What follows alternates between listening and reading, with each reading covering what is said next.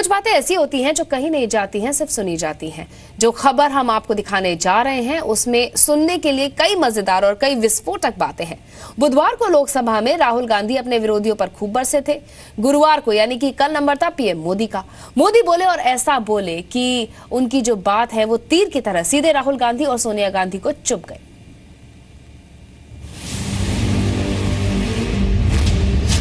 मोदी जी आए, राहुल गांधी जी आ गए। नमस्कार। बहुत बहुत धन्यवाद। भैया मैं आरएसएस का नहीं हूँ, मैं गलतियाँ करता हूँ। ऐसे तेजस्वी सांसद है, मैं सब कुछ जानता नहीं हूँ, सब कुछ समझता नहीं हूँ। उनको सुनना, उनके विचार अपने आप में एक बहुत बड़ी एसेट है। और बीच में मैं ऐसे हिला, एक और सही, परसों ताजगी भरी हवा। गलती कर दी, सही बात। सर झुका करके आपका आदर करता हूँ। मोदी जी की फेयर एंड लवली योजना आई है। मैं जानता हूँ। अरे बोलने दो भाई।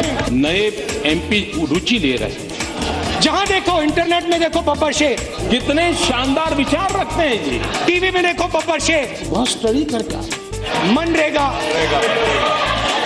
मनरेगा चीजें समझने में बड़ा समय जाता है। अच्छी बात बोली, तो ऐसे थोड़ा मार दीजिए हाथ। आप कुछ बातें ऐसी हैं, थोड़ा सा मार दीजिए।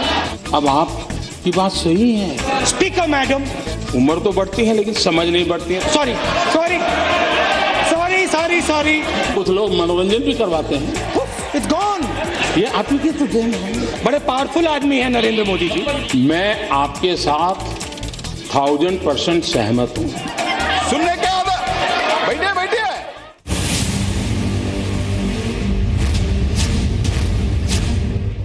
जेएनयू में कन्हैया खड़ा होता है, 20 मिनट का भाषण देता है। मैंने भाषण सुना। 20 मिनट में उसने हिंदुस्तान के खिलाफ एक शब्द नहीं कहा। उसको आप अरेस्ट करते हो। सार्वजनिक जीवन में हम सब लोग आंसरेबल हैं। कोई भी व्यक्ति हमें सवाल पूछ सकता है, पूछने का उसका हक है। लेकिन कुछ है जो जवाबदेह नहीं है, नहीं कोई उनको पूछने की हिम्मत करता है, नहीं उनको कुछ कहने की किसी की ताकत है। मैं घटना का सिर्फ जिक्र करना चाहता हूं, अर्थ आप लोग लगाइए। रशिया के राष्ट्र प्रमुख श्रीमान खुर्शचेव जब स्टालिन की मृत्यु हो गई, वो उनके साथी थे, तो स्टालिन की मृत्यु के बाद ये जहां जाते थे खुर्शचेव स्टालिन की बड़ी आलोचना करते थे। तो एक बार एक सभागृह में खुर्शचेव अपनी बात बता रहे थे और स्टालिन को उन्होंने जम करके अपना ही पूर्व के नेता को उनकी मृत्यु के बाद बहुत कोसा। एक नौजवान खड़ा हो गया पीछे से, उसने कहा मिस्टर खुर्शचेव, मैं आपसे सवाल पूछना चाहता हूं। बोले आप स्टालिन को इतनी गालियां दे रहे हो, इतना बदनाम कर रहे हो, उसके विरुद्ध जब वो जिंदा थे आप उनके साथ काम करते थे, तब आपने क्या किया? और कुछ पल के बाद खुर्शचेव ने कहा, जिसने सवाल खड़ा किया है वो जरा खड़े हो जाओ। वो खड़े हो गए। उन्होंने कहा, तुम्हें जवाब मिल गया? तुम जो आज कर पा रहे हो, स्टालिन के जमाने में मैं चाहता था लेकिन नहीं कर पाता था। और इसलिए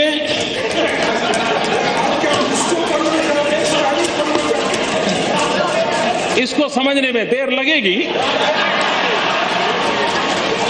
लेकिन इसमें कोई बादाम काम नहीं आएगी। आपको तो शायद थोड़ा समझ आ जाएगा, औरों के लिए मैं नहीं कह सकता। आप जेएनयू और रोहित वेमुला के पीछे क्यों पड़े हैं, मैं आपको बताना चाहता हूं। क्योंकि वो गरीब है, क्योंकि वो कमजोर है, क्योंकि वो दलित है, क्योंकि वो आदिवासी है। और आप चाहते हो कि हिंदुस्तान में गरीब वर्ग, आदिवासी वर्ग आगे ना बढ़े, पीछे का पीछा रहे। ये बात सही है कि आप बड़े सीना तान करके कह सकते हो कि मोदी जी चुनाव में भाषण करना अलग चीज है। तुम कहते हो गरीबी हटाओगे, लेकिन तुम्हें मालूम नहीं हम कौन है। अरे हमने गरीबी की जड़ें इतनी जमा दी है, इतनी जमा दी है। मोदी तुम उखड़ जाओगे, लेकिन इसे उखाड़ नहीं पाओगे। इस बात का कोई इनकार नहीं करेगा कि इस देश के 7 साल के कार्यकाल में अगर हम गरीबों का भला कर पाए होते तो आज मेरे देश के गरीबों को मिट्टी उठाने के लिए, गड्ढा खोदने के लिए मजबूर नहीं होना पड़ा। He told the Congress president that he had solved the Nagaland problem. And the most important question, where has this accord gone now? Bangladesh सीमा का विवाद सुलझा। आप कह सकते हैं देखो, हमने अगर हमारे कार्यकाल में कर दिया होता तो मोदी तुम्हारा अचीवमेंट कहां होता है? ये तो तुम्हारे लिए हमने छोड़ के गए थे, आपकी की तो देन है। मेक इन इंडिया का बब्बर शेर तैयार किया, काले रंग का बब्बर शेर, उसके अंदर देखो तो घड़ी जैसा चलता है वो। जहां देखो, इंटरनेट में देखो बब्बर शेर, टीवी में देखो बब्बर शेर, मोदी जी का भाषण सुनो बब्बर शेर, स्टेज जल जाता है बब्बर शेर।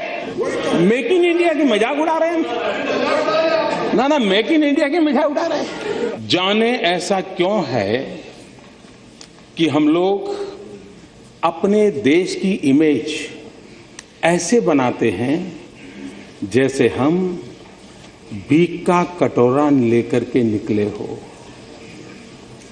और जब हम खुद ऐसा कहते हैं तो दूसरे लोग यही बात और ज्यादा चीख करके कहते हैं और ज्यादा मजबूती से कहते हैं। ये मैं नहीं कह रहा हूं, श्रीमती इंदिरा गांधी कह रही। Listen to Rajnath Singh ji, listen to Advani ji, listen to Sushma Swaraj ji, listen, वो यहां है नहीं मगर मेरा भाषण सुनेंगे। Listen to your MPs, listen to us across the aisle here, we are not your enemies, we don't hate you. पर उपदेश कुशल बहु तेरे, जे आचर ही ते नर न घनेरे। दूसरों को उपदेश देने की कुशलता वाले तो बहुत सारे लोग हैं, परंतु जो खुद वैसा आचरण करे वैसे लोगों की संख्या बहुत कम है। उपदेश सुनता रहा हूं, सलाह सुनता रहा हूं, आलोचना झेलता रहा हूं, आलोचना से ज्यादा आरोप सह रहा हूं, ये सब चल रहा है। और मुझे क्या हुआ है कि 14 साल के काम काफी कुछ मैं इससे जीना सीख चुका हूं, इससे जीना सीख चुका हूं। हमारे देश के सम्मानीय प्रधानमंत्री डॉक्टर मनमोहन सिंह जी अमेरिका में थे। अमेरिका के राष्ट्रपति के साथ उनका बायलैटरल टॉक होना था। देश के सम्मानीय नेता थे।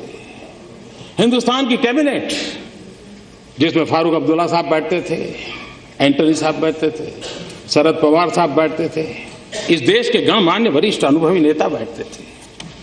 उस कैबिनेट ने जो निर्णय किया, उस निर्णय को 27 सितंबर 2013 पत्रकार परिषद में फाड़ दिया गया था। ऑर्डिनेंस को फाड़ दिया गया था। अपनों से बड़ों का मान, सम्मान, आदर मैं बहुत